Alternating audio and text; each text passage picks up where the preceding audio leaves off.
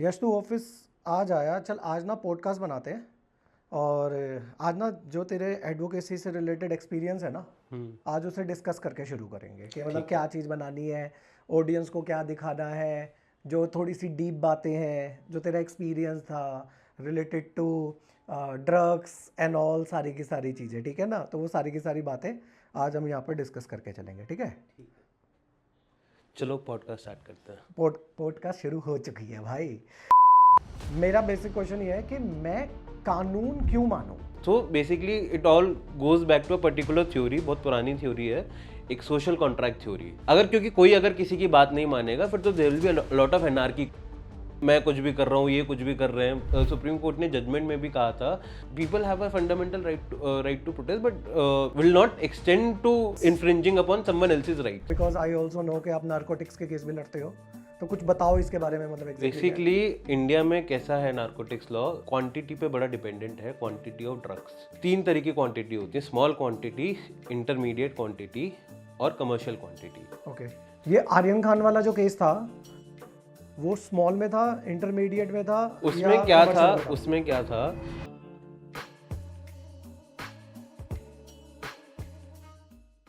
Initially I will start with the introduction of Yash. मेरे को तो आप सब जानते हैं, मेरा नाम है सीए जतिन तागरा, और जहाँ पर हम मल्टीपल पर्सनैलिटीज़ को लेके आते हैं और उनसे उनके एक्सपीरियंस के बारे में और उनके जो लाइफ के एक्सपोजर उन्हें दिया है उसके बारे में डिस्कस करके चलते हैं। और लास्ट पॉडकास्ट जो हमने करी थी वो हमने करी थी एक मिलेनियल किड के साथ, बट आज की जो हम पॉडकास्ट हैं वो आज हम एक मिलेनियल किड के साथ कर रहे हैं, जेन जी। तो स्वागत है यश आपका पॉडकास्ट में। कैसे हो यश? थैंक यू जतिन, मुझे अपने पॉडकास्ट में बुलाने के लिए। तो यश के बारे में मैं आपको बताना चाहता हूँ। यश का पूरा नाम है Yash Chaturvedi, by profession he is an advocate, और 1996 का इनका बर्थ है। तो आप मिलेनियल है, जेन जी है, क्या है? बेसिकली कुछ लोग ये बोलते हैं कि 96 वाले मिलेनियल हैं, कुछ लोग बोलते हैं 96 वाले जेन जी हैं। So I am not sure, but by nature I am a mix of both because I have seen best of both worlds. अच्छा, मतलब तुम अपने आप को मिलेनियल मानते हो या जेन जी मानते हो? मैं अपने आप को मिलेनियल मानता हूँ। अच्छा चलो ठीक है, उसके बारे में थोड़ा बढ़ा के चलेंगे। और हाँ, जो यश है, यश ने NMIMS, मेरे को ना इसका ना पूरा नाम नहीं बोला जा रहा था, मुंबई से अपनी LLB की डिग्री कंप्लीट करी है एंड 2019 में become the advocate. And Haridwar से हैं ये, और लॉ के, और इन्होंने जो अपनी ट्रेनिंग करी है वो भी मुंबई से करी है। जो इनकी आर्टिकलशिप होती है बेसिकली हमारे चार्टर्ड अकाउंटेंसी में, बट इनकी जो ट्रेनिंग होती है वो भी मुंबई से हुई है। तो मिक्स एक्सपोजर है हमारी फाइनेंशियल कैपिटल का और नेशनल कैपिटल का, राइट। तो यश, शुरुआत करते हैं एक बेसिक क्वेश्चन से। मतलब मेरा बेसिक क्वेश्चन ये है कि मैं कानून क्यों मानूं। बेसिकली अगर आप एक ऐसे सोचिए, हम कोई भी काम क्यों करते हैं या किसी की भी बात क्यों मानते हैं। अगर मैं किसी के अंडर काम करता हूँ, किसी ऑफिस में काम करता हूँ, तो मैं क्यों अपने बॉस की बात मानता हूँ, क्यों मैं अपने रिपोर्टिंग मैनेजर की बात मानता हूँ, या मैं अगर फ्रीलांसर हूँ तो क्यों मैं सामने वाले की अपनी बात मानता हूँ, क्योंकि there is a reason why I am doing a particular thing. तो अगर मैं कहीं काम कर रहा हूँ तो बॉस की इसलिए बात मानता हूँ क्योंकि मैं उधर जॉब करता हूँ, मैं एम्प्लॉई हूँ उसका, मैं एम्प्लॉय हूँ और वो मुझे उसकी सैलरी देता है। सेम विद अगर फ्रीलांसर में आ जाते हैं तो मुझे उसके पैसे मिलते हैं, मैं जो काम करता हूँ there is a inherent contract between us. It might be a written contract, it might not be a written contract, but there is an inherent contract between the parties and that's why people do things whatever they are doing. But सरकार, जब ये बात आती है कानून मानने की, तब हम क्यों करते हैं, हम क्यों मानते हैं कानून। सरकार के साथ मेरा क्या कॉन्ट्रैक्ट है? हाँ, तो मतलब मैंने कोई एग्रीमेंट गवर्नमेंट के साथ साइन नहीं करा हुआ हाँ, है। हमने कोई एग्रीमेंट, हाँ, अभी तक तो नहीं करा मैंने। तो मैं कुछ करता हूँ तो सर क्यों मैं कानून मानूं। तो basically it all goes back to a particular theory, बहुत पुरानी थ्योरी है, एक सोशल कॉन्ट्रैक्ट थ्योरी। ओके, तो उसमें लोग उस according to the theory, broad idea, मतलब there might be different versions of this theory, but एक ब्रॉड आइडिया ये है बेसिकली कि लोगों, एक सोशल कॉन्ट्रैक्ट किया लोगों ने कि अब हर कोई तो एडमिनिस्ट्रेशन चला नहीं सकता, राइट। तो लोगों ने बोला कि हम किसी को बोलेंगे कि तुम ये काम करो, तुम एडमिनिस्ट्रेशन चलाओ, तुम सरकार चलाओ, और हम अपना दूसरा काम करेंगे और हम तुम्हारी बात मानेंगे, so that discipline can be maintain in the society and मतलब सब लोग एक क्या बोलते हैं एक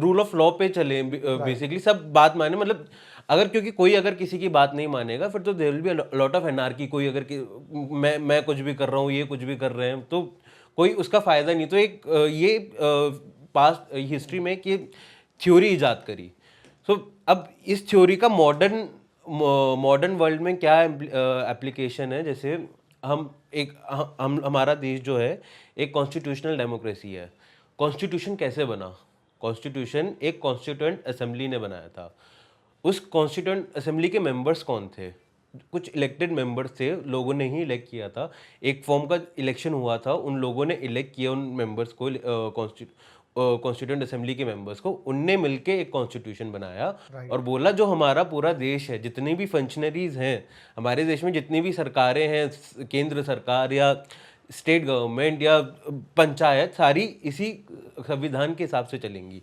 इसीलिए हम मानते हैं देश के लिए सबसे सुप्रीम कॉन्स्टिट्यूशन होता है ओके तो ये रीजन है तो और अब इसमें चाहे मेरा ये तो एक मेरा और सरकार के बीच में एक इनहेरेंट कॉन्ट्रैक्ट है मतलब रिटर्न नहीं है रिटर्न नहीं है बट एक इनहेरेंट कॉन्ट्रैक्ट है डीम्ड कॉन्ट्रैक्ट है ओके कि क्योंकि अगर क्या होगा फॉर एग्जांपल कि हमारे पास आर्मी है राइट अगर आर्मी पे तो सबसे ज्यादा पावर है हाँ जी और आर्मी किसके अंडर आती है डिफेंस मिनिस्ट्री पे हाँ जी defence minister is a political executive हम लोग चुन के भेजते हैं और वो अपॉइंट होता है उसके पास तो कोई पावर उसके पास तो कोई आर्म्स नहीं है कोई बंदूक नहीं है आर्मी के पास तो सारी बंदूकें हैं सब कुछ है टैंक्स हैं बट फिर भी वो डिफेंस मिनिस्टर की बात मानते हैं क्यों बिकॉज दे नो अगर वो चीज़ अगर वो उन्होंने वो माननी बंद कर दी तो क्या होगा देश में एक अनार्की फैल जाएगी कोई गोज विथ एवरीथिंग अगर सरकार ने सुप्रीम कोर्ट की जैसे अभी एक डिसीजन आया कि इलेक्टोरल बॉन्ड आर इनवैलिड उसके बाद भी सरकार उनकी बात ही ना माने तो देश में होगा क्या एक एनार्की फैल जाएगी तो इसीलिए ये सोशल कॉन्ट्रैक्ट लोग इनहेरेंटली सोशल कॉन्ट्रैक्ट की थ्योरी इनहेरेंटली फॉलो करते हैं कि जो इंस्टीट्यूशन थे जो हैं हम उन्हें फॉलो करेंगे यही अगर दूसरे देशों में आप ले जैसे पाकिस्तान में फॉर एग्जांपल आर्मी नहीं मान रही है बात उनके they are not respecting their constitution हाँ जी तो उनके देश में प्रॉब्लम्स हैं जहाँ ये डेविएशंस होंगे कॉन्स्टिट्यूशन से वहाँ ये प्रॉब्लम्स होंगी अब कॉन्स्टिट्यूशनल जैसे हमारा तो देश है हमारा देश कॉन्स्टिट्यूशनल डेमोक्रेसी है कहीं कहीं लोग मोनार्कीज होती हैं और मोनार्की मतलब जहाँ राजा का कानून होता है जो राजा जो बोलता है उसकी बात मानी जाती है किसी कुछ देश होते हैं उन्हें बोलते हैं कॉन्स्टिट्यूशनल मोनार्की राजा भी होता है और एक कॉन्स्टिट्यूशन भी होता है जैसे इंग्लैंड फॉर एग्जांपल इंग्लैंड और खाली जहाँ मोनार्की है उधर उसका UAE हो सकता है सऊदी हो सकता है तो ऐसे करके हर देश का एक अपना अलग सिस्टम है एक अलग set of rules and regulation थे जो वहाँ के लोग फॉलो करते हैं और अगर नहीं करेंगे if they will not follow the rule if there would be any deviation then there will be a system of anarchy अच्छा मैं ना इसमें एक यश तुमसे बात करता हूँ मैंने ना being a graduate being a chartered accountant मैंने ना एक लॉ पढ़ा था कॉन्ट्रैक्ट एक्ट ठीक है ना कॉन्ट्रैक्ट एक्ट ये कहता है कि ना आप जो आमने सामने वाली पार्टीज है वो आपस में मिलकर कॉन्ट्रैक्ट बनाएंगी एंड देन उस कॉन्ट्रैक्ट के जो टर्म्स एंड कंडीशन है वो फॉलो करनी होगी हाँ मैं सड़क पे निकला सड़क पे निकलने के बाद ट्रैफिक लाइट थी मैं ट्रैफिक लाइट से आगे निकल गया मेरा आके पुलिस वाले जो थे उन्होंने चालान कर दिया तो मेरा तो कोई एग्रीमेंट नहीं था यार उसके साथ तो मेरा वो चालान क्यों कर सकता है तो बेसिकली ये सारी चीजें हैं अल्टीमेटली इन सबका जो ये all these powers flow from the constitution so constitution में सारी हमारा सिस्टम डिफाइन किया ये ऐसा सिस्टम होगा पुलिस होगी पुलिस के ये पावर्स होंगी फिर उसके अंडर पुलिस एक्ट बना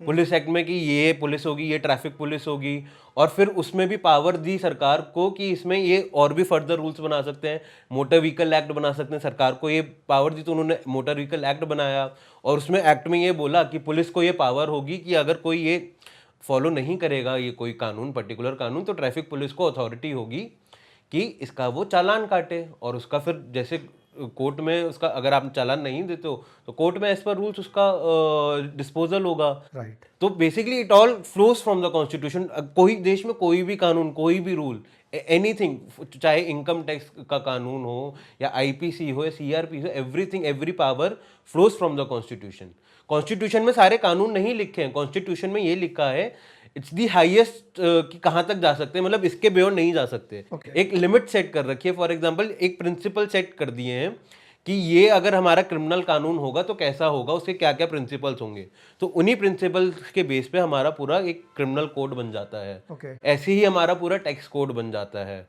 फॉर जैसे हमारे कॉन्स्टिट्यूशन में है we have a right to life and liberty, तो कोई भी कानून ऐसा नहीं होगा जो right to life and liberty को वायलेट कर सके, और अगर कोई कानून ऐसा बनता है तो सुप्रीम कोर्ट के पास वो पावर है कि वो उसे स्ट्रक डाउन कर दे।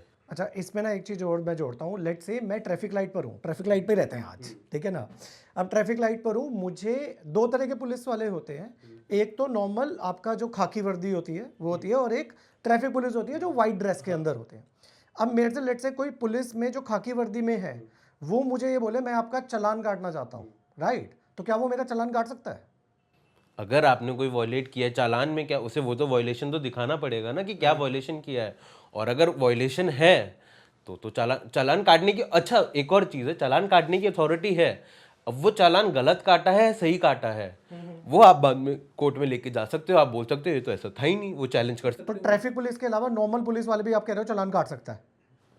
नॉर्मल पुलिस वाला चालान नहीं, उनके वो रूल्स एंड रिस्पॉन्सिबिलिटीज अलग हैं। अच्छा। कहीं कहीं होता है, कहीं कहीं नॉर्मल पुलिस पे भी वो पावर होती है, किसी किसी it depends on cities to cities, हर सिटी के अलग रेगुलेशंस होते हैं, तो इतनी वो तो किसी शहर, कोई छोटा शहर हो जहाँ पे इतना बड़ा डिवीजन नहीं है, तो वहाँ नॉर्मल पुलिस भी चालान काटने का अधिकार होता है। शायद दिल्ली में शायद वो डिवीजन है कि खाली ट्रैफिक पुलिस ही चालान काट सकती है, नॉर्मल पुलिस दूसरी चीज़ों के चालान काटती है। फॉर एग्जाम्पल जब कोविड में थे तो हम बिना मास्क पहनने का तो उसकी अथॉरिटी दी गई थी, Okay. तो उसका चालान काटते थे, और एक सेक्शन 188 आईपीसी में मुकदमा भी दर्ज होता था। तो वो उनकी उतनी अथॉरिटी उस चीज़ का जिसमें उनको पावर दी गई हो उस हिसाब से वो चालान काटते हैं। एक और चीज़ है, जैसे अब सरकार अब नया रूल नोटिफाई कर देती है कि नॉर्मल पुलिस भी चालान काट सकती है, तो नॉर्मल पुलिस भी को भी काटने का अधिकार हो जाएगा। हर differs from state to state. क्योंकि मेरे मन में ना आपसे बात करने से पहले से ना एक मन में कंफ्यूजन थी। मुझे ये लगता था कि ट्रैफिक पुलिस के अलावा मेरा ट्रैफिक वायलेशन पे कोई चालान नहीं काट सकता, ट्रैफिक पुलिस ही काट सकती नहीं, अगर उनको पावर दे रखी है सरकार ने, उस पर्टिकुलर स्टेट की गवर्नमेंट ने पावर, ये स्टेट सब्जेक्ट है, स्टेट सब्जेक्ट हो गया। तो वो काट सकती हैं। और शहरों में, मैं जैसे हरिद्वार से हूँ, उधर तो होता है ये, उधर तो जो लोकल पुलिस है वो भी काटने की पावर है उनके पास। मतलब मैं जयपुर जाता हूँ ना, जयपुर में हमेशा मेरा चालान कटता है, तो मैंने कसम खा रखी है मैं जयपुर जब जाऊंगा तो मैं ट्रैफिक पुलिस के लिए अलग से पैसे लेके जाऊंगा, ठीक है, कि मतलब वो मेरा चालान कट, मतलब मुझे लगता था मैं डैश कैम लगवाऊंगा, और डैश कैम के अंदर मैं ये देखूंगा कि नॉर्मल पुलिस मेरा चालान काट रही है, मैं फिर तुम्हारी मदद लेके उनके ऊपर वापस केस कर दूंगा। नहीं तो वो अगर उनके पास अथॉरिटी होती है तभी काट सकते हैं, अगर अथॉरिटी नहीं है तो वो नहीं काट सकते। बड़े शहरों में यूजुअली मेट्रोपॉलिटन सिटीज़ में डिवीजन होती है कि ट्रैफिक पुलिस ही चालान काटेगी, क्योंकि नॉर्मल पुलिस का काम क्या, नॉर्मल पुलिस का काम लॉ एंड ऑर्डर है। वो जैसे कुछ क्राइम हुआ तो इन्वेस्टिगेट करेंगे, या कुछ क्राइम प्रिवेंशन है उनका काम, उनका काम फिर ट्रैफिक मैनेजमेंट से डिफरेंट कर देते हैं। अब जैसे कई बार कोई वीआईपी आता है तो उनकी सिक्योरिटी के लिए ट्रैफिक में नॉर्मल पुलिस भी लगती है, खाली ट्रैफिक पुलिस थोड़ी ना लगती है, नॉर्मल पुलिस भी आती है, तो वो चीज़ होती है, वो स्टेट के पास पावर है, वो उतना सिचुएशन के हिसाब से वो अपना चेंज करते रहते हैं कि आज अभी है पावर, अभी नहीं है। अब देखो, अभी हम ट्रैफिक लाइट पर ही हैं, थोड़ा ट्रैफिक पर आते हैं। अभी टाइम चल रहा है किसान आंदोलन का 2024, और सिटीज़न राइट के ऊपर आते हैं। मेरे को पहले जो ट्रैवलिंग करनी पड़ती थी ना आधे घंटे की, आज मैं 1.5 घंटे में अब नोएडा से अपने ऑफिस यहाँ पर दिल्ली में पहुँच पाता हूँ।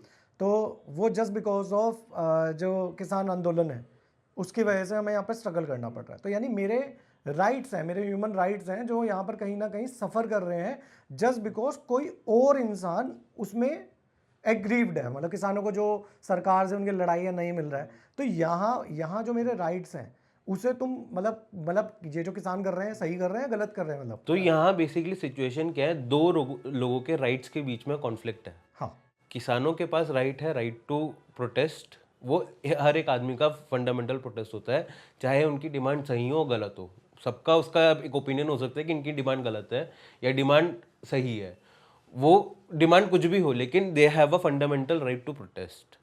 अब लेकिन क्या वो राइट टू प्रोटेस्ट कहाँ तक एक्सटेंड होता है, किस लिमिट तक एक्सटेंड होता है? While exercising my right to protest can I infringe someone else's right to travel? वो भी तो आपका भी तो एक राइट है, तो वो वहाँ पे एक कॉन्फ्लिक्ट होता है। तो वो फिर जहाँ वो कॉन्फ्लिक्ट करने लगता है, जहाँ मेरा, जैसे मेरा राइट है freedom of speech and expression, but उसके भी सर्टेन लिमिट्स है ना। I can not defame anyone. मैं किसी को गालियां देता फिरूं या किसी को हेट स्पीच, तो वो सब तो हर राइट का एक लिमिट होता है। ऐसी राइट टू प्रोटेस्ट का भी एक राइट है, जो एक सुप्रीम कोर्ट ने जजमेंट में भी कहा था जब शाहीन बाग में प्रोटेस्ट हुए थे, तो एक इसमें पीआईएल डाली गई थी और उसमें ये बोला था कि people have a fundamental right to protest but will not extend to others, infringing upon someone else's rights. Exactly. अब इस हमारे इस प्रोटेस्ट में इशू ये हुआ है, शायद आई हैव बीन टोल्ड, जब किसानों ने पहले परमिशन मांगी थी रामलीला मैदान में प्रोटेस्ट करने के लिए, राइट। जो सरकार ने नहीं दी। अगर कोई प्रोटेस्ट करना चाहता है पीसफुली तो उसका हक बनता है। अब सरकार ने वो डिनाई कर दी वो परमिशन, तो वो भी गलत किया। अब किसान इसमें क्या कर सकते थे? उस डिसीजन के खिलाफ हाईकोर्ट जा सकते थे, हाईकोर्ट में रिट दायर करके और बोलते कि हमारा फंडामेंटल राइट टू प्रोटेस्ट है, ये वॉयलेट कर रहे हैं, और फिर कोर्ट से परमिशन लेते हो, करते प्रोटेस्ट। अब बट लेकिन इसमें हुआ क्या है कि सब ट्रैक्टर्स लेके आ गए हैं, और वो दिल्ली पुलिस हरियाणा पुलिस ने, जिससे यहाँ पे सिचुएशन ना, इतने सारे ट्रैक्टर्स होंगे तो यहाँ पे भी एक लॉ एंड ऑर्डर सिचुएशन होगी, तो उसको प्रिवेंट करने के लिए उन्होंने ब्लॉकेट्स लगाए। अल्टीमेटली सफ़र कौन कर रहा है? जो एनसीआर के लोग हैं, बेसिकली जो गाजियाबाद या नोएडा में रहते हैं या सोनीपत में रहते हैं, उनका रोज दिल्ली आना पड़ता है। हाँ जी। जो पहले 15-20 मिनट का रास्ता था, वो एक, जैसे आपके साथ है, 1-1.5 घंटे का हो गया है। तो वो इशू हो रहा है। अब इस चीज़ में दिक्कत क्या होती है? अब जैसे अगर मैं नॉर्मल अपने प्रोटेस्ट के ज़रिए, फॉर एग्जांपल मैं अगर प्रोटेस्ट करने लग जाता हूँ कि भैया मुझे 50,000 स्टाइपेंड चाहिए महीने की, अगर मैं पीसफुली करता हूँ बैठे कोर्ट के बाहर, तो ठीक है, किसी को दिक्कत नहीं होगी। हाँ जी। लेकिन अगर मैं पूरा ये इंडिया गेट वाला एरिया पूरा ब्लॉक करके बैठ जाऊँ और बोलूँ भैया मैं तो किसी को जाने ही नहीं दूंगा और मुझे जब तक मेरी डिमांड पूरी नहीं होगी, तो ये फिर वो मेरा राइट है वो थोड़ा लिमिटेशन में आ जाता है, कहाँ तक मैं अपना राइट एक्सरसाइज कर सकता हूँ। तो यही एक प्रॉब्लम इस केस में भी हो रही है। तो इसका अगर आप देखें तो इसमें जब आप जनरल पब्लिक को भी परेशान करते हो, जनरल पब्लिक भी आपके मुद्दे कितने भी सही हो तो वो भी आपके खिलाफ हो जाती है, बिकॉज आप दूसरी पब्लिक को हानि पहुंचा रहे हो। एग्जैक्टली। तो इसीलिए गांधी जी इतने सक्सेस, मतलब हमारे फ्रीडम स्ट्रगल में और भी लीडर्स ने, काफ़ी लीडर्स ने मेहनत करी, खाली गांधी जी का हाथ तो नहीं था। But why Gandhi ji is renowned all over the world? Because उनके जो प्रिंसिपल्स थे, राइट टू सत्य और अहिंसा के, पीसफुल प्रोटेस्ट के, वो हर जगह फेमस हुए, और वो अभी भी काम करते, हम लोग भूलते जा रहे हैं। लेकिन अगर वो चीज़ वो उनमें एक्चुअली अभी भी काम करेंगे, अगर वो उस तरीके से अगर प्रोटेस्ट किए जाएं।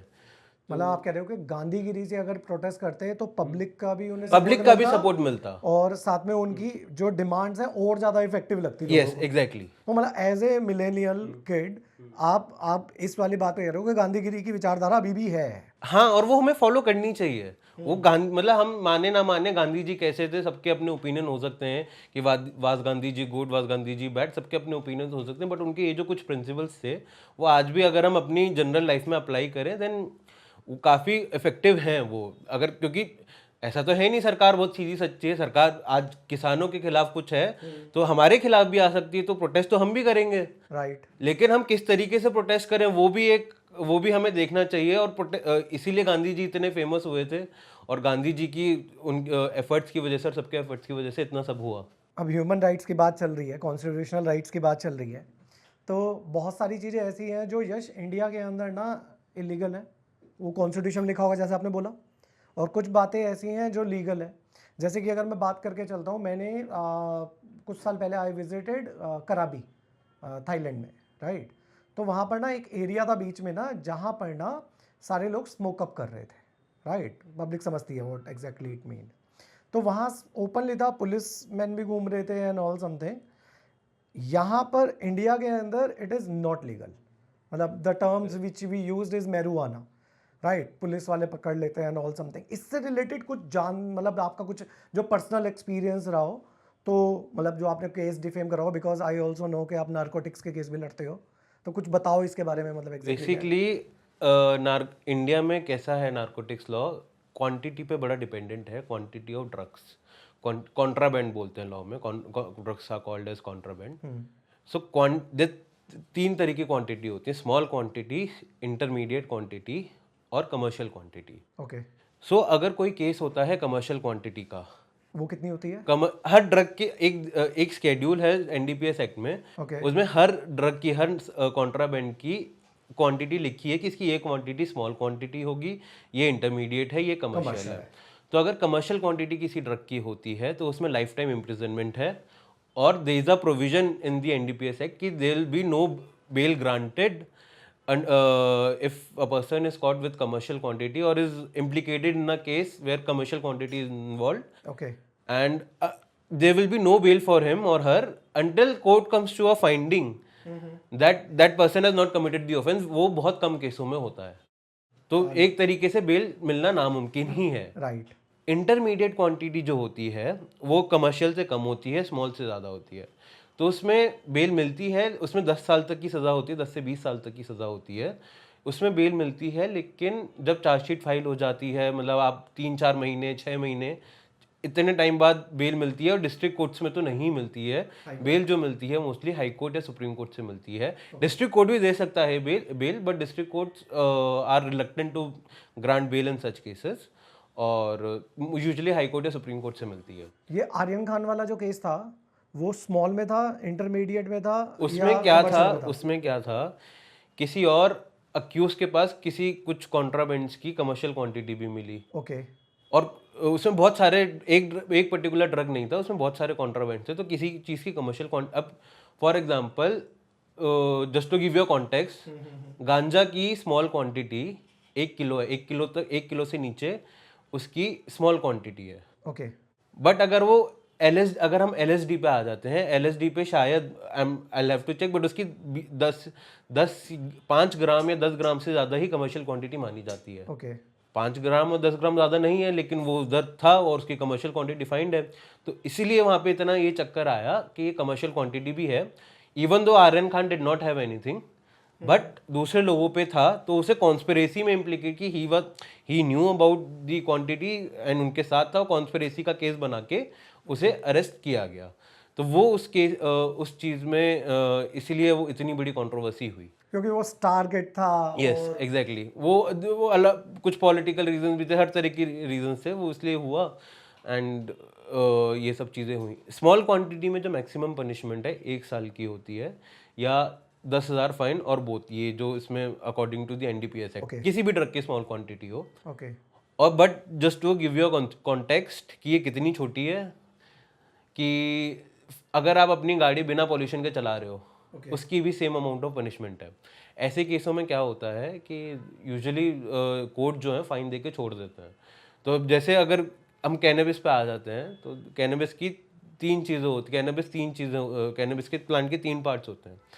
एक तो होती है लीव्स, जो होती है भांग, वो तो अपने देश में उसमें लीगल है, वो उसमें पनिशेबल नहीं है एनडीपीएस में। ओके, फिर आ जाती हैं 2 चीज़ें, उसके फ्लावर जो कि गांजा होता है, और एक उसका रीजन होता है, उसे जिसे बोलते हैं चरस कॉमन पार्लेंस में। तो जो गांजे की जो स्मॉल क्वांटिटी है वो 1 किलो तक होती है। तो 1 किलो से जितनी भी क्वांटिटी है गांजे की, वो है, इट्स अ स्मॉल क्वांटिटी, 10,000 की पेनल्टी, व्हेन और 1 साल की जेल, या दोनों। हाँ, वो जज के ऊपर होता है कैसे।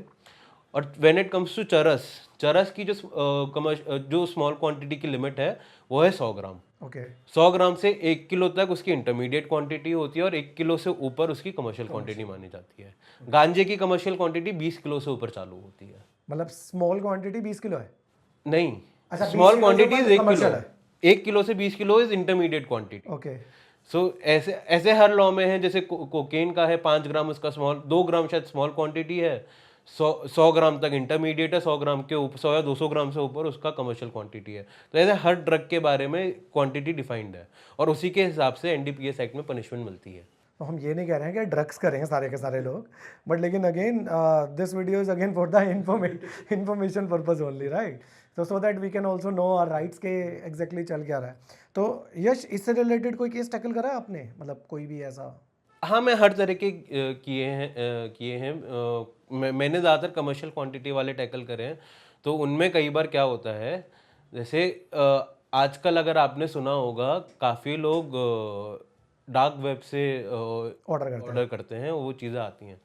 तो एक केस में मैं जिसमें इन्वॉल्व था, उसमें इन्वॉल्व या as represent? As a lawyer, involve as a lawyer, so I was representing one of the accused.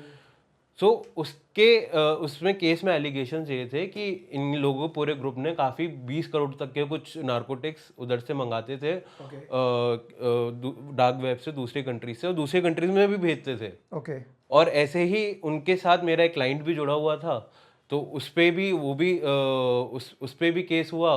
He was also arrested but later on granted bail by the high court, by the district court. But तो ऐसे केसों में जो उनके साथ भी connected होते हैं लोग, वो भी पकड़े जाते हैं। और मतलब इशू, मतलब गलत लोगों के साथ रहोगे तो गलत ही होगा। एग्जैक्टली, फॉर एग्जांपल, आपने किसी डीलर से खरीदा माल, हम्म। ठीक है, डीलर को पुलिस ने उठा लिया। अब वो उनके व्हाट्सएप चेक करेगा, आपने गूगल पे से पेमेंट करी है, ओके तो आपकी वो पेमेंट वो सारी उसकी निकाल लेगा। तो पुलिस आपको भी बुला सकती है कि भैया आपका क्या है इनसे रोल। ओके ये सब चीज़ें आती हैं, ऐसे केस कई बार आते हैं, कई बार डीलर्स भी पकड़े जाते हैं हर तरह। तो अच्छी क्वांटिटीज होती हैं। तो लेकिन वही एक्सपीरियंस मैं आपको बताऊंगा, जो इंटरमीडिएट क्वांटिटी वाले केसेस होते हैं, उनमें तो एक टाइम बाद बेल तो मिल ही जाती है, 6 महीने। बाकी NDPS is a very technical law, तो काफ़ी टेक्निकलिटीज़ भी होती हैं, जब कैसे रिकवरी होगी, कैसे कुछ होगा। तो इसमें ज़रा सा भी कुछ अगर टेक्निकलिटीज़ में फ्लॉ आ जाता है, तो उसका बेनिफिट अक्यूज को मिलता है। तो इसलिए हम देखते हैं कि अक्यूज काफ़ी इसमें एक्विड भी होते हैं, क्योंकि पुलिस ने पूरा जो प्रोसीजरल गाइडलाइंस हैं वो फॉलो नहीं करी। तो काफ़ी बार होता है ऐसा। तो मतलब इसमें अगर मान लो कोई ये वीडियो देख के मोटिवेट हो रहा है कि मैं अलग काम करूंगा, मेरे को ना तुम्हारी एक बात याद है, जब मेरा एक केस चल रहा था, सिविल केस जो था, उसके अंदर तुमने एक बात बोली थी कि दीवानी बोलते हैं बेसिकली, दीवानी में पर्सन दीवाना हो जाता है बट केस खत्म नहीं होता। यस। तो ये अगर लेट्स से किसी को कोई मतलब कोई पकड़ा जाता है, तो आपके हिसाब से मतलब लॉ में कितना टाइम लगता है? और जनरल मुझे इसके बारे में थोड़ा सा बताओ, ये जो कोर्ट्स हैं, इसमें एक नॉर्मल अगर केस कोई इंसान करता है तो इतना मतलब कितना टाइम लगता है, और इतना टाइम क्यों लगता है? जैसे दो तरह के, पहली बात तो कानून होते हैं, क्रिमिनल और सिविल। तो अगर मैं अब एनडीपीएस से ही, हम एनडीपीएस की बात करें, तो एनडीपीएस में कैसे होगा? ये सिविल है क्रिमिनल है? अच्छा, उसकी डिफ्रेंसिएशन बताता हूँ क्रिमिनल और सिविल की। जिस भी लॉ में जेल का प्रावधान है वो है क्रिमिनल। ओके जिसमें जेल नहीं है और खाली पेनल्टी बाई फाइन है, या वो होता है सिविल। ठीक है। तो सारी चीज़ें जिसमें भी जेल है वो क्रिमिनल ही माना जाता है। तो क्रिमिनल कैसे चालू होता है?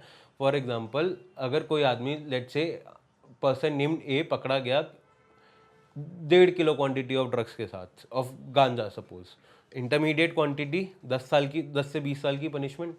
तो क्या होगा इसमें, पुलिस रिकवरी करती है, एफआईआर होगी इसमें, the person would be arrested. अब फिर क्या होता है, पुलिस को अब चार्जशीट भी फाइल करनी होती है। तो ऐसे केसों में, सिंस पनिशमेंट 10 साल तक है, तो उसमें 60 दिन के अंदर चार्जशीट पुलिस को फाइल करनी होती है। चार्जशीट बेसिकली क्या होता है, जो भी पुलिस ने इन्वेस्टिगेशन करी है, उसका एक रिपोर्ट, फाइनल रिपोर्ट होती है। तो अगर वो उन्हें लगता है कि इसमें ऑफेंस बनता है, तो वो चार्जशीट फाइल करती हैं। अगर नहीं, ऑफेंस कुछ नहीं बनता, तो उसमें क्लोजर रिपोर्ट भी फाइल करती हैं। और तो फिर वो कोर्ट में पेश करती हैं। फिर कोर्ट वो पढ़ता है चार्जशीट, सारे डॉक्यूमेंट्स पढ़ता है, इस केस में क्या है, सारी गवाहों के बेसिस पे एक प्राइमा फेसाई व्यू लेके वो फिर कोर्ट की प्रोसीडिंग स्टार्ट करता है, जिसे बोलते हैं cognizance of the offence. Okay फिर वो अक्यूज को समन करता है। फिर ट्रायल स्टार्ट होता है। पहले प्रोसिक्यूशन की गवाही होती है, फिर अक्यूज साइड से गवाही होती है, फिर फाइनल आर्ग्यूमेंट्स होते हैं, फिर जजमेंट स्टेज पे। तो कितना टाइम लग जाता है? एवरेज, ऑन एन एवरेज 2 से 3 साल। दिल्ली का मैं बता रहा हूँ, दूसरे स्टेट्स में अलग भी हो सकता है, because depends on the judicial infrastructure as well and the population of the city, population of the state. Okay because क्या होता है, रिसोर्सेज हमारे देश के पास कम है एंड हमारी पॉपुलेशन तो ज़्यादा है। राइट। तो ऐसा नहीं है कि जज खाली एक केस एक दिन में करता है, जजेस पे बहुत ज़्यादा वर्क प्रेशर होता है। तो वो जिस हिसाब से उनकी डायरी अलाउ करती है, उसी हिसाब से वो केस चला पाते हैं। मतलब आप ये मान रहे हो कि अगर आपका कोई छोटा सा भी क्राइम, मतलब कोई छोटा सा भी केस हो गया, तो उस केस को निपटाने के लिए आपको 2 से 3 साल लगेंगे? लग सकते हैं। अगर तो आजकल लोग क्या करते हैं, कुछ ना कुछ ऐसे तरीके ढूंढते हैं कि केस कुछ सेटल हो जाए। क्रिमिनल केसेस तो सेटल नहीं होते। क्रिमिनल केस में कंपाउंडिंग का एक कॉन्सेप्ट होता है, जिनमें 7 साल से कम की होती है और वो कंपाउंडेबल होते हैं सीआरपीसी के तहत, तो वो कंपाउंड हो जाते हैं। तो वो पूरा उसका एक अलग प्रोसीजर है, बट वो हो जाता है, कंपाउंड हो जाते हैं। या जैसे इसमें तो क्या, जो क्रिमिनल केस यूजुअली होता है स्टेट करती है, सरकार आपके खिलाफ करती है। ओके लेकिन कई बार ऐसा भी होता है, फॉर एग्जांपल चीटिंग का केस 420 जिसे हम बोलते हैं, इसमें primarily victim is an individual. तो अगर वो इंडिविजुअल और जो अक्यूज सेटल कर लेते हैं आपस में, तो उस ऐसे केसों में क्या होता है कि कोर्ट लोग पिटीशन लगाते हैं हाई कोर्ट में 482 सेक्शन 482 ऑफ द सीआरपीसी, और अगर सेटलमेंट ऐसा कुछ होता है तो वो उसमें कोर्ट क्वॉश कर देता है एफआईआर, सारी प्रोसीडिंग अगर सेटल हो जाता है। ये domestic violence case, cruelty, matrimonial disputes में भी ये होता है, और काफ़ी ऐसे केसों में जहाँ पे विक्टिम प्राइमरीली एक इंडिविजुअल होता है। But this is not applicable to cases involving sexual offences like rape, POCSO and, इसमें ये चीज़ नहीं एप्लीकेबल, इसमें कॉशिंग नहीं होती है कंसेंट सेटलमेंट, इसमें सेटलमेंट पॉसिबल नहीं है। See heinous crime, heinous crimes, yes. Right.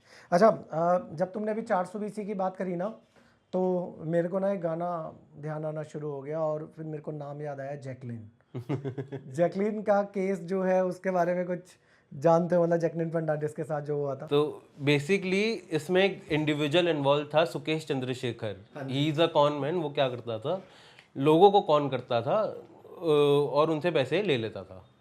For example, मैंने आपको कॉल किया कि भैया मैं ऐसे फाइनेंस मिनिस्ट्री का सेक्रेटरी बोल रहा हूँ और ये ऐसे मेरा आदमी है, मेरा ये काम करा दो, ठीक है, इतने पैसे कर दो तो ये चीज़ हो जाएगी।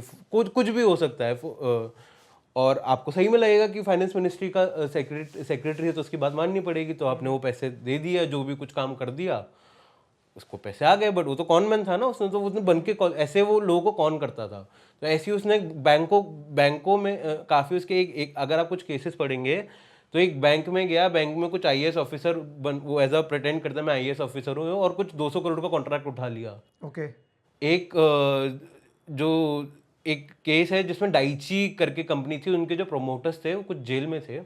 उनकी वाइफ को फ़ोन करके बोलता है कि हम इधर होम मिनिस्ट्री से बात कर रहा हूँ, उनका राजनाथ सिंह, लॉ मिनिस्ट्री से, उस टाइम शायद रविशंकर प्रसाद जी लॉ मिनिस्टर थे, तो मैं उनका सेक्रेटरी बोल रहा हूँ और हम ऐसे ऐसे इनकी बेल करा देंगे अगर आप इतने पैसे दोगे।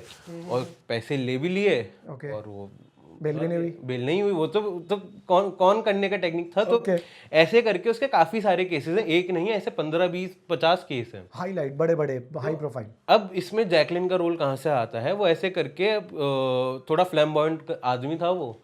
तो अब क्या होता है इसमें, फिर इसमें आ जाता है एक और लॉ, पीएमएलए। पीएमएलए है prevention of money laundering act, right. तो what is money laundering? Money laundering क्या होता है कि अगर हम कुछ इलीगल काम करके, कोई ऑफेंस क्राइम करके उस क्राइम से कुछ पैसा जनरेट करते हैं, प्रोसीड्स ऑफ क्राइम, और वो अनटेंटेड मनी को, लीगल मनी को हम ऐसे कन्वर्ट कर दें, जो placement, layering in various thing, वो हम उसे एक जेन्युइन प्रॉपर्टी दिखाते हैं, टेंटेड मनी दिखाते हैं। बेसिकली लीगल मनी को लीगल मनी में कन्वर्ट कर, ब्लैक से वाइट बेसिक, मतलब ब्लैक से white is a very general term, but because not black से ब्लैक, क्योंकि ब्लैक हम और कुछ ऐसा भी बोलते हैं अनरिपोर्टेड मनी।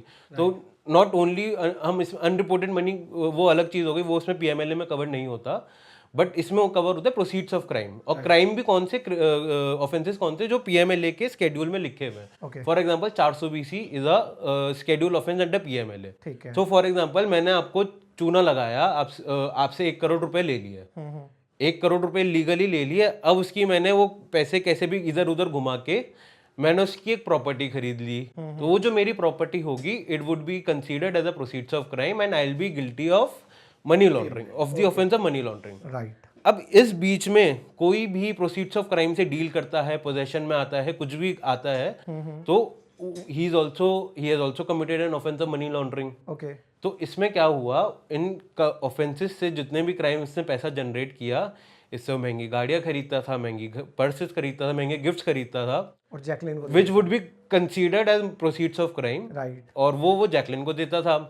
नाउ जैकलिन इससे क्या आ गई, इससे क्या हुआ, जैकलिन आ गई पोजेशन में of proceeds of crime. Okay so और वो भी तो उनका ईडी का केस ये था कि जैकलिन को पता था कि ये क्या काम करता है, राइट और उसके जानते हुए भी उसने वो गिफ्ट एक्सेप्ट करे और वो गिफ्ट यूज करे। ओके दैट्स वाई केस, ये ईडी का केस है, ये मैं नहीं कह रहा हूँ, ईडी का केस है कि that's why she is guilty for right for the offence of money laundering. Jacqueline का ये कहना हो सकता है कि वो अवेयर नहीं थी, नॉलेज नहीं थी, वो it's a matter of trial and the matter is सब जुडिस, तो वो जो कोर्ट में होगा वो होगा। बट ये बेसिकली ये जो केस है उसमें तो ये मतलब जैकलिन ने वो गिफ्ट एक्सेप्ट कर लिए विदाउट नोइंग, या नोइंग अगेन मैटर सब जुडिस है, तो इसलिए शी इज आल्सो गिल्टी। हाँ, इसलिए उसके ऊपर अभी भी एक ईडी का proceedings चल रहे हाँ पीएमएलए का केस बनता है, सेक्शन 3 होता है पीएमएलए का, उसके तहत वो केस चलता है। यश, जैसे एक बात और भी चल रही है कि जैसे अभी तुमने पीएमएलए का बताया कि उसने गिफ्ट भी ले लिया तो वो अरेस्ट हो गई, ठीक है ना, अरेस्ट नहीं हुई, बेसिकली उसके ऊपर एक इशू आ गया। सेम आज के टाइम में ना फाइनेंशियल वर्ल्ड में हो रहा है। क्या होता है कि क्राइम करता है कोई इंसान और इशू आता है उसके फाइनेंशियल एडवाइजर पर, राइट, मेनली चार्टर्ड अकाउंटेंट पर। बहुत सारे केसेस ऐसे हुए हैं जिसमें जो मेन एक्यूज्ड है वो बाहर घूम रहा है, बट अरेस्ट उनके चार्टर्ड अकाउंटेंट को कर लिया। तो लोग आज के टाइम में ना जो आपके यंगस्टर्स हैं, जो जेनजी हैं, वो सीए कर रहे हैं और बहुत बहुत डायनेमिक है। आपको पता है मेरे टाइम में ना पैकेज लगता था 6 लाख, आज के टाइम में मिनिमम पैकेज वो 15-15 लाख उठा रहे हैं, राइट। तो ये ऐसे एक्स्ट्रा टैलेंटेड लोग हैं। तो इनके मन में जो डाउट है, being an advocate, can you share some light on this के एग्जैक्टली हो क्या रहा है, so that they will be aware of it. तो ये क्या होता है, ये सारे ऑफेंसेस फाइनेंशियल क्राइम्स होते हैं। तो आजकल कैसे फॉर सबसे अच्छा फाइनेंशियल क्राइम का आपको एग्जांपल बताऊंगा, बैंक लोन फ्रॉड। राइट। किसी कंपनी ने एक लोन लिया, सपोज 100 करोड़ का, यूज़ किया, पूरा लोन अमाउंट यूज़ कर लिया। अब वो रिपे नहीं कर पाए, तो शायद 4 करोड़ से ऊपर के जितने भी लोन फ्रॉड्स होते हैं वो उनका मैंडेट है कि सीबीआई इन्वेस्टिगेट करती है। राइट। तो सीबीआई लोन फ्रॉड का केस बनाती है कि ये लोन फ्रॉड हुआ। अब ये वो इन्फॉर्मेशन ईडी को भी शेयर करती है। सीबीआई केस किसका बनाती है, 420 का ही बनाती है। और अगर कुछ डॉक्यूमेंट्स फॉर्ज वगैरह होते हैं तो फॉर्जरी भी होती है। राइट। तो अलग अलग तरीके के फ्रॉड्स होते हैं। फिर वो वही इन्फॉर्मेशन वो ईडी को शेयर करती है, क्योंकि वो जो लोन का बेसिकली, अगर आप लोन का मिसयूज करते हो, फ्रॉड कमिट करते हो, फॉर एग्जांपल लोन आपने कंपनी के लिए लिया, वो आप यूज ना करके खुद की सैलरी बढ़ा ली, पर्सनल में यूज कर लिया, या साइफन अवे कर दिया, गिफ्ट दे दिए, काफ़ी ऐसे केसेस होते हैं। तो वो भी एक मनी लॉन्ड्रिंग, एक तरह से मनी लॉन्ड्रिंग हो गई। तो अब कंपनियों में अकाउंट्स कौन संभालता है? CA, auditors, CA. सबसे पहले उन्हें लगता है सबसे आसानी से इसकी फाइनेंशियल्स की इंफॉर्मेशन कौन दे सकता है, सीए। तो सबसे पहले वो किसको बुलाते हैं? सीए। अब एक ये भी लॉ है, एक इसमें पीएमएलए में प्रोविजन है, is a concept of reporting entity. Okay. तो इसमें क्या होता है, जैसे अगर ऑडिटर हो किसी कंपनी के और आपको पता चल रहा है कि ये ऑफेंस हो रहा है, ये कुछ हो रहा है, ओके। अगर offence of money laundering is being committed by your client as a CA, तो आपको वो ईडी को रिपोर्ट करना है। अगर आप वो रिपोर्ट नहीं कर रहे, then you will also be liable under the PMLA act. तो ये प्रोविजन हाईकोर्ट में चैलेंज भी हो रखा है, but as on today's date it's an operation, और ये सबको फॉलो करना पड़ेगा अभी, जब तक अगर इस पर कुछ डिसीजन ना आ जाए हाई कोर्ट का या सुप्रीम कोर्ट का। तो ये इसीलिए आजकल सबसे पहले सीएस को, सबसे पहले क्या होता है, सबसे पहले सीबीआई का कुछ भी अगर एफआईआर रजिस्टर होती है, सबसे पहले सीए को नोटिस जाता है। ईडी में, पीएमएलए में ईसीआईआर रजिस्टर होती है, सबसे पहले सीए को बुलाया जाता है। तो अब सीबीआई और ईडी पुलिस की तरह नहीं है कि आपको जैसे ही बुलाया वैसे ही अरेस्ट कर लेगी। ओके। लेकिन वो 2-3 बार बुलाती है, उन्हें लगता है कुछ गड़बड़ है, तो वो सीधा आपको कस्टडी, जब आपको बुलाते हैं फिर वो कस्टडी में ले लेते हैं। अब सीबीआई में क्या होता है, सीबीआई में जो केस होता है उसमें तो बेल मिल जाती है आपको, 6 महीने बाद, आपको 3 महीने बाद बेल मिल जाएगी। लेकिन अगर ईडी का जो केस होता है उसमें देयर इज एब्सोल्यूट बार, जैसे एनडीपीएस की हम बात कर रहे थे कि बेल नहीं दे सकते, वैसे ईडी केस में भी होता है। अच्छा, तभी ये दिल्ली वाले सारे के सारे Exactly. ईडी फंसा रहे हैं। एग्जैक्टली। सीबीआई केस में सबको बेल मिल जाती है, सीबीआई में क्योंकि चार्जशीट के बाद वो बेल सबको मिल जाती है। ईडी केस में नहीं मिलती, ईडी केस में ऐसा नहीं होता। इवन दो ईडी में भी, पीएमएलए में भी 7 से 10 साल की पनिशमेंट है, बट वो प्रोविजन सेक्शन 45 है पीएमएलए का, वो सुप्रीम कोर्ट में अभी पेंडिंग कंसिडरेशन भी है, बट एज ऑन डेट वो है, वो सेक्शन है, और उसमें बेल देने के लिए मना किया है, और इसीलिए सब ईडी से डरते भी हैं। अब कई बार क्या होता है, कई ईडी में काफ़ी पॉलिटिकल केसेस भी होते हैं, तो जहाँ नहीं भी होता वहाँ वो ज़बरदस्ती केस बनाया जाता है, और उसमें सीए भी आते हैं पिक्चर में, और मेन अक्यूज तो आते ही हैं। तो इस तरीके से ईडी एक तरह से वो उन्होंने ऐसी मशीनरी अपनी सेट करी हुई है so that they can make some pressure whether political और या जैसा। एक मैंने अभी परसों ही रिपोर्ट पढ़ी थी, परसों या कल रिपोर्ट पढ़ी थी, अभी जब से इलेक्टोरल बॉन्ड का हुआ तो कुछ डेटा सामने आया था। उसमें ये था कि जैसे आज ईडी की रेड पड़ी, उसके 3 महीने बाद ही इलेक्टोरल बॉन्ड बीजेपी को दिए गए, फिर उसके बाद वो ईडी का केस वो ढीला हो गया। जब उन्होंने वो देते 2 साल से दे रहे थे, इलेक्टोरल बॉन्ड में फंडिंग दे रहे थे, तीसरे साल नहीं थी, उस साल रेट पड़ गई। तो ये सब ये इस डेटा में सामने आया, और अभी और डेटा भी सामने आएगा जब मार्च की एक कट ऑफ डेट दी है, जब इलेक्शन कमीशन सारा डेटा अपनी उस पर अपनी वेबसाइट पर पब्लिश करेगा। तो ये ED has become something like this. Okay, so दोस्तों ये था मतलब डिस्कशन यश चतुर्वेदी जी के साथ, जिसमें इन्होंने बहुत सारे जो लॉस थे, जो इनके एक्सपीरियंसेस थे, वो हमारे साथ शेयर करे, और बहुत सारी ऐसी बातें हैं। देखो, कानून को फॉलो करके चलना चाहिए, कानून तोड़ना नहीं चाहिए, बिकॉज हमारा एक डीम्ड एग्रीमेंट है with the government of India, क्योंकि ये लॉ ऑफ लैंड बेसिकली मैं बोल सकता हूँ वो है। तो बाय जितने भी लॉज हैं उसे फॉलो करें, एंड देन लॉज को फॉलो करने के साथ जो सबसे ज़्यादा ज़रूरी चीज़ है, अकाउंटेंट्स को फॉलो करो, एंड देन इसको शेयर भी करो, राइट। और जितना भी ज़्यादा जो नॉलेज हम लेके आ रहे हैं उसे आप पॉजिटिवली कंज्यूम करो, और गलत रास्तों में मत जाओ, देश की सेवा करो, और इतना अच्छे से पढ़ो कि भारत देश हमारा और आगे चला जाए। Thank you Yash.